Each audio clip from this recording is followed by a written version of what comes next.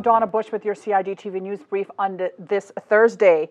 We begin with the latest on COVID-19 results from the HSA's Chief Nursing Officer. Today, Thursday, September 30, 2021, there have been 106,882 total doses of COVID-19 vaccine administered in the Cayman Islands.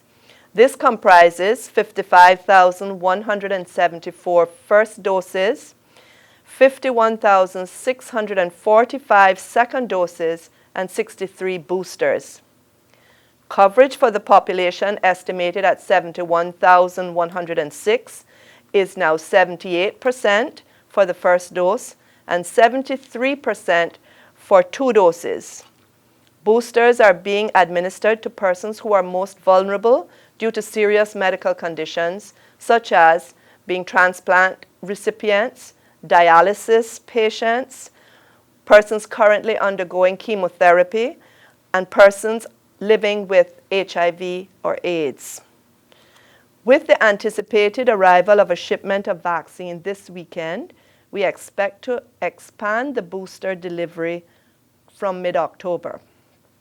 This, of course, is dependent on the vaccine arriving in good condition, and it will be posted with a schedule on the HSA and government websites and various social media channels.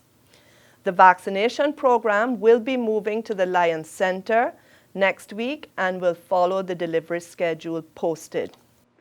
We encourage you to go online to gov.ky and to hsa.ky for the latest COVID-19 and vaccination results, as well as to get the vaccination clinic schedule. Well, today the Ministry of Education announced the reopening date for the Georgetown Primary School, which is on October the 4th. The school will continue to offer online classes and will reopen for face-to-face classes next for all students and staff who've been cleared by public health, stated Education Minister, the Honorable Juliana O'Connor-Connolly.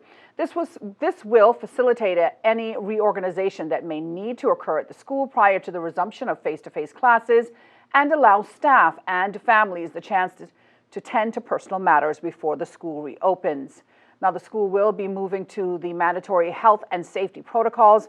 Minister O'Connor-Connolly is thanking parents, teachers, and other stakeholders for their role amidst the school's closure. Remember, you can go online to explore.gov.ky/coronavirus for the very latest COVID-19 community updates.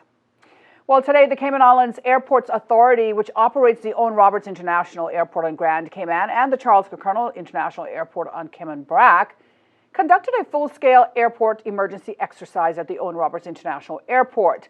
These types of exercises are necessary not only to fulfill a regulatory requirement, but also considering the interruption of aviation business the pandemic has caused, to give us a chance to test our emergency equipment and the skills of our emergency responders, said CIAA Chief Management Officer, Mr. Andrew McLaughlin. Additionally, the exercise will give the Cayman Islands Coast Guard as well as the Cayman Islands Regiment an opportunity to show off their training in emergency response. The addition of these two entities is expected to greatly enhance the ability to deal with all types of emergencies in the future.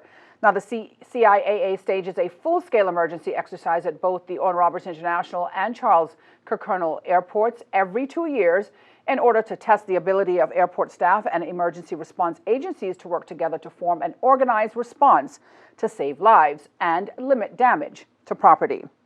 Taking a look at the forecast now, the high temperature reached 90 degrees today, the low 77. We can expect partly cloudy skies with a 30% chance of showers and some thunder. Winds are from the southeast at 5 to 10 knots. Seas are smooth with wave heights of less than 2 feet. The synopsis calls for isolated showers, light winds, and smooth seas, which are expected today due to a weak pressure gradient across the Caribbean. Radar images show isolated showers in and around the Cayman Islands area that are drifting towards the southwest.